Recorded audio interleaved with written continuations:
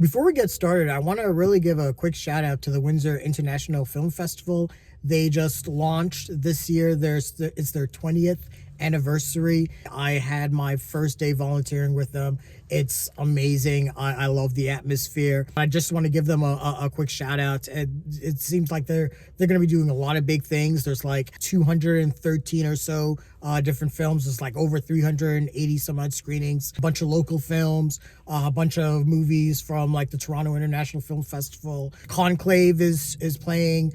The Substance is getting a run over there. We're playing The Room, Nightmare on Elm Street. There's like a Rocky Horror Picture Show. If you like music, there's a 4-part documentary about the Tragically Hip.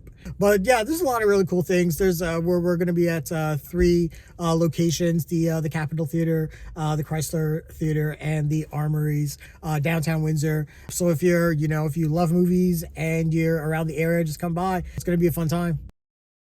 ABBA in a Venom movie. I'm sorry, these movies are just not for me, but we're just gonna go through the ninth circle of hell anyways. Here are my immediate thoughts on Venom: The Last Dance.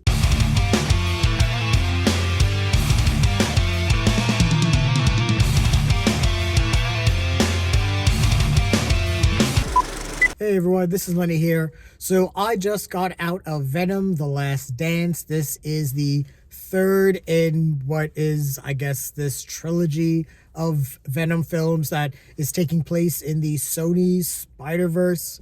And it's just weird that we have 3 Venom movies and none of them have interacted with Spider-Man. Those are my own personal feelings. My God.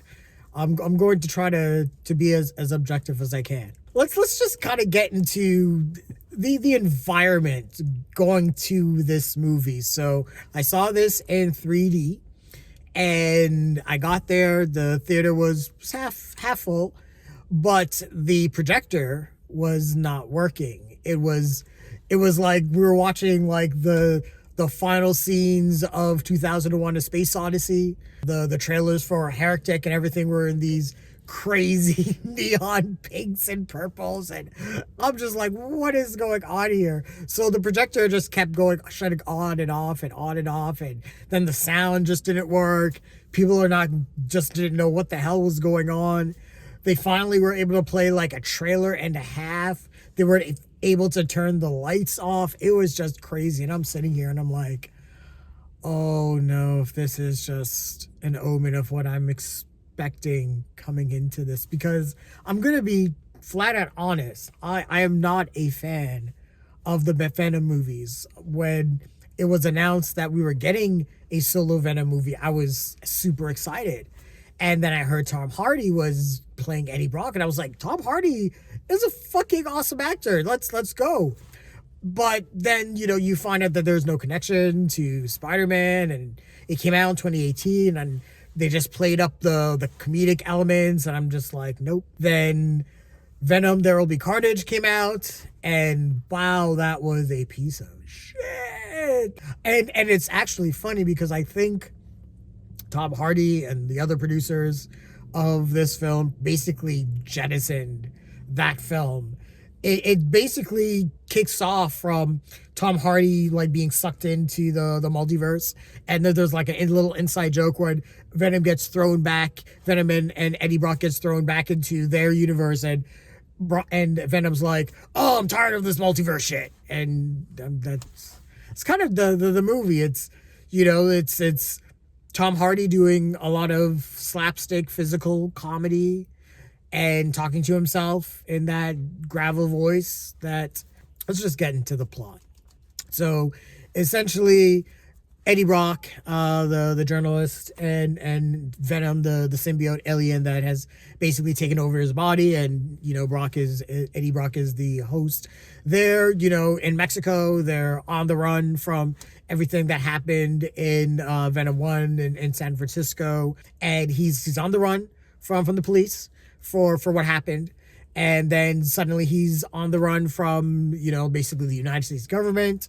And he's also on the run from a group of interstellar man-eating aliens that are controlled and created by, I think, is supposed to be this franchises Thanos? I don't know. We'll see. But he really didn't do a whole lot either. But whatever. We find out that Venom suddenly is the chosen one. So there's this big baddie. His name is Null.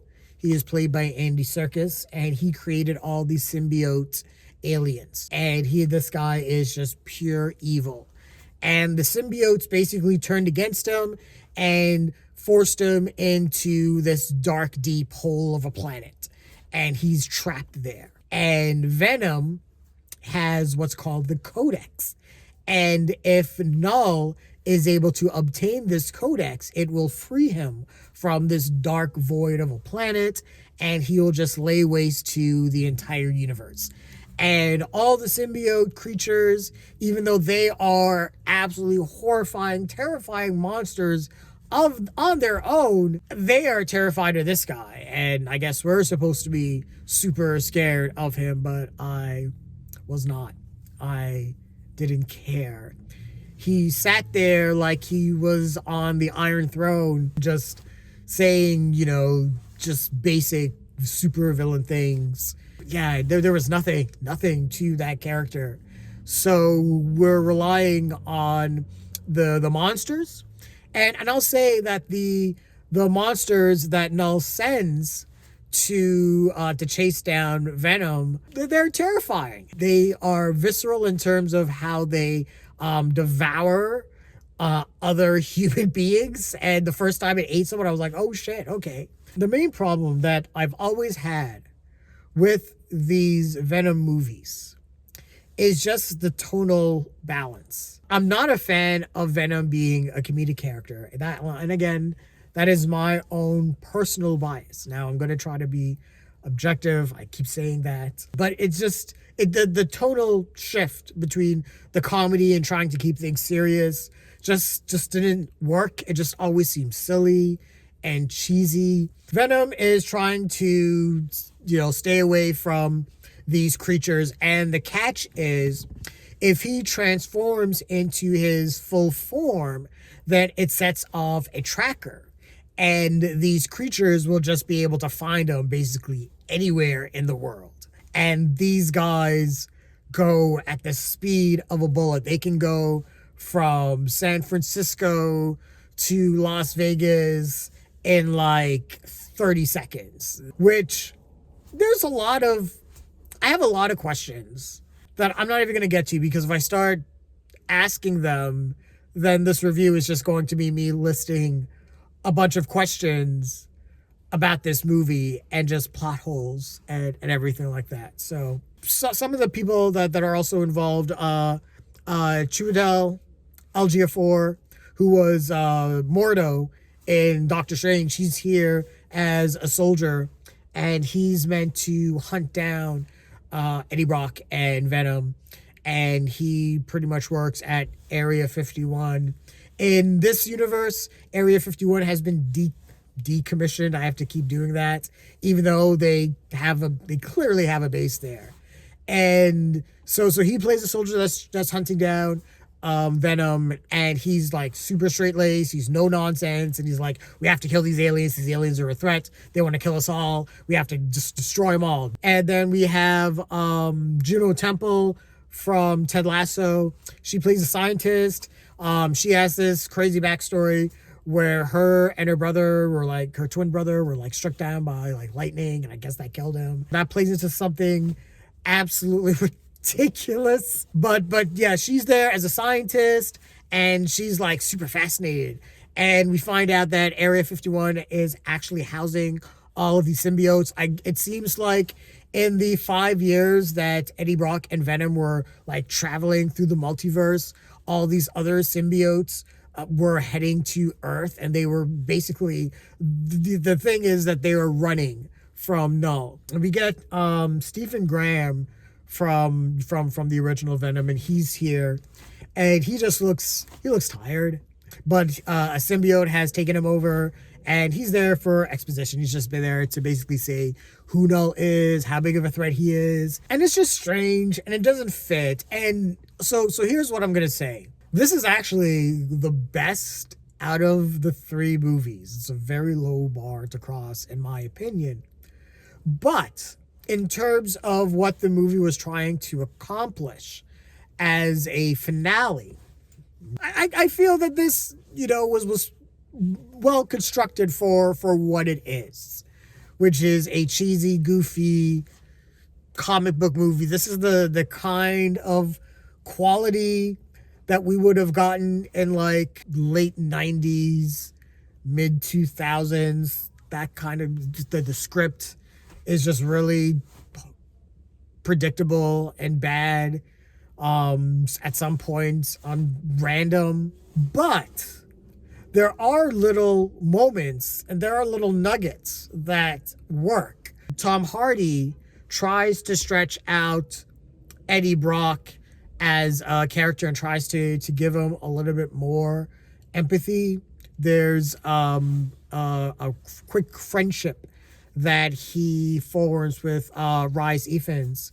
He's basically like Agent Mulder from the X-Files if he was a family man and just went crazy. He basically packed his family up, sold off all of their belongings, and are making a trek to Area 51 now that it's been decommissioned, and wants to see what it is. And he and Eddie and Venom hitchhike with them. And there's like a little moment with the son, and they tried to get him to sing Space Oddity by David Bowie. It's a nice little moment. There are scenes where the movie is trying to exemplify a little bit of heart and emotion. A lot of it isn't that well earned, but it tries. And I give the movie credit for trying. And when the movie is taking the more serious tone, when we get into the philosophical debate between scientist and soldier, between Chiwetel Ejiofor's character and Juno Temple's character, when we get to, talking about the threat and everything that's going on in the Area 51 base, the movie is okay. It's okay. But when it gets into like the two-man comedy bit between Tom Hardy and Venom, it just takes me out of it. And I know Tom Hardy is trying, and Tom Hardy, like I said, is a fucking fantastic actor. And I know he champions this franchise. And it's made a bunch of money. And I also understand that this franchise does have its fans. I am just not one of them. But it does have its fans, and I respect that. When Eddie Brock and Venom are trying to do their two-man, bromance, it just doesn't fit. And you get the scenes, the action scenes, and some of them are really well done. A lot of it's all CGI and with the creatures and everything. But there's the one where Venom's on the plane. That was a lot of fun. The finale, the third act is actually pretty spectacular and wild.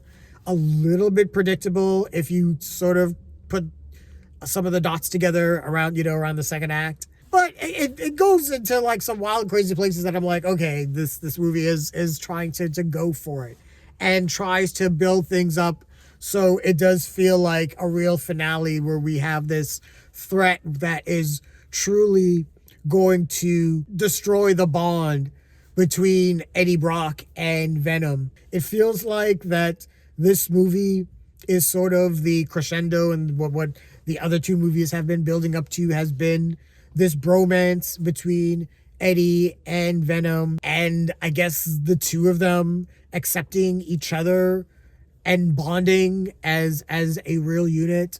Eddie Brock always looks sickly. He always looks like he's going to puke, and clearly has never had fun with Venom in his system. But it feels like in this movie, they try to attempt, creating a real bond between Eddie and Venom that had a little bit of emotional weight to it.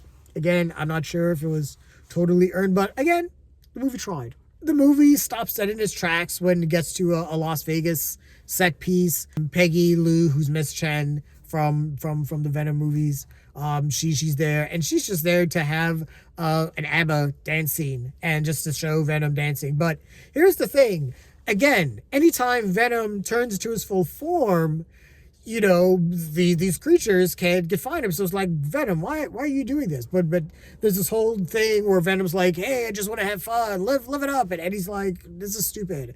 I don't want to do this anymore. That's the issue, in my opinion, with the franchise. It tries to do serious things in terms of the comic book genre and tries to give a darker edge to Venom at times and tries to give a darker edge to Eddie Brock at times, but it just toes the line. It doesn't go far enough.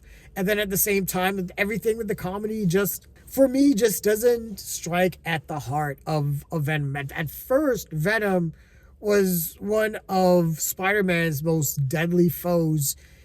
He changed Peter Parker in such a way that when Peter Parker got the symbiote on him, it just, you know, turned him into a whole different person. And because that attachment is missing, it's hard for me to get attached to Eddie Brock and Venom because they don't have that antagonist. And if we're going to see, you know, this franchise from the point of view of Venom, Venom needs an antagonist that is worth, you know, his stature, and that is Spider-Man. That's how it's always been. So trying to do all this other stuff, the comedy stuff, it's just never fit with me. Now I know there are going to be some people that are going to love this movie. They're going to think that the movie is funny as shit. Have fun with it. I'm glad you enjoyed it. It is what it is. Like I said, it's the best of the three. But again, it's just such, it's like pole vaulting over a toothpick, man. But yeah, this movie just isn't my thing. This franchise just isn't my thing. I'm sure it's going to win the box office, though. It's going to make a lot of money. And, you know, they call this The Last Dance, but this is Sony. And Sony loves their Spider-Verse movies. And I know Tom Hardy has already gone on record saying that he would love to do another movie. So as much as we call this The Last Dance, this is about as much The Last Dance as Friday the 13th, Part 4, the final chapter, was the final chapter. Like I said, you know, if you enjoyed it, I'm happy for you. I did not. If I'm going to give this an overall rating, I'm going to be objective as I can. It's mindless fun, so I will give it a very low hit. And yeah, that's me being generous. But yeah, those are my initial thoughts and feelings on Venom: The Last Dance. What did you guys think of the movie? Share your thoughts, leave your comments, like the video, subscribe to the channel, and don't forget to hit that bell icon so you can get notifications as well. Thanks a lot, everyone. Take care.